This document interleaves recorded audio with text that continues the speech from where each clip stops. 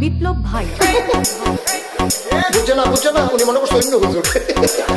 সিফা দিয়ে বইয়া থাকে ও বয়ারতেনি হুইতালা নেই চিন্তা করে না বইয়া থাকে ঘরে কইতাস আরো কইতে আরো কিছু কথা লইয়া যান যাইবেন দুইটা কথা লইয়া